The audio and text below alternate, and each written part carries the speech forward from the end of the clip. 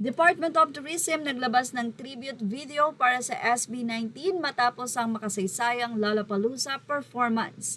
Nagbigay pugay ang Department of Tourism o DOT sa Pipa Powerhouse ng SB19 sa pamamagitan ng isang espesyal na video na inilabas sa kanilang official na social media pages.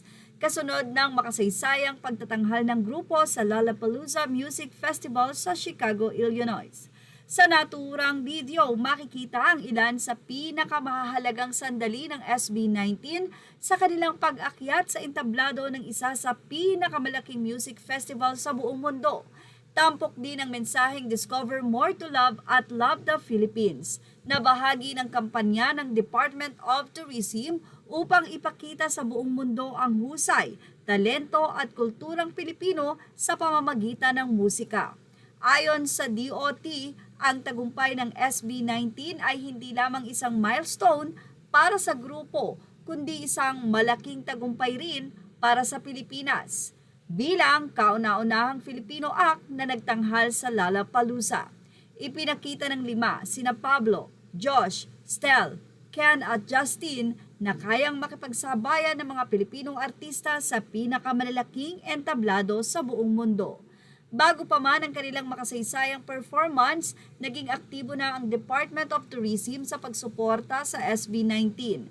Nagdaos ito ng mga Lollapalooza watch parties sa iba't ibang bahagi ng bansa upang mabigyan ng pagkakataon ang mga tagahanga na sama-samang masaksihan ang debut ng grupo sa International Festival. Ang mga aktibidad na ito ay bahagi ng mas malawak na kampanya ng DOT upang gamitin ang musika at kulturang Pilipino bilang daan sa pagsusulong ng turismo ng bansa. Samantala, patuloy namang umaani ng positibong reaksyon ang tribute video ng DOT mula sa mga tagahanga ng SB19 ang 18. Marami ang nagpahayag ng pasasalamat sa ahensya dahil sa patuloy nitong pagsuporta sa grupo at sa pagbibigay din na ang tagumpay ng SB19 ay tagumpay rin ng buong sambayanang Pilipino.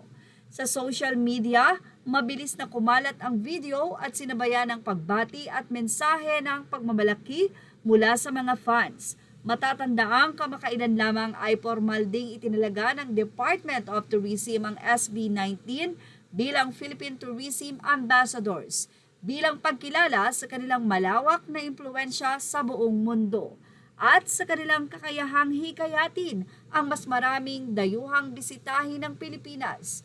Naniniwala ang DOT na ang pandaigdigang kasikatan ng grupo ay makakatulong sa pagpapalakas ng turismo at sa pagpapakilala ng kagandahan ng bansa sa mas maraming international audience. Sa patuloy na pag-abot ng SB19 sa mga pandaigdigang entablado, umaasa ang Department of Tourism na mas marami pang mundo ang matutuklasan ang talento ng mga Pilipino. Kasabay nito ang kagandahan at kultura ng Pilipinas.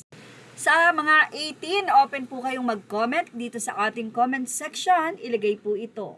At yan ang ating showbiz update. Images are all credit to the rightful owners. Please like, share, and subscribe.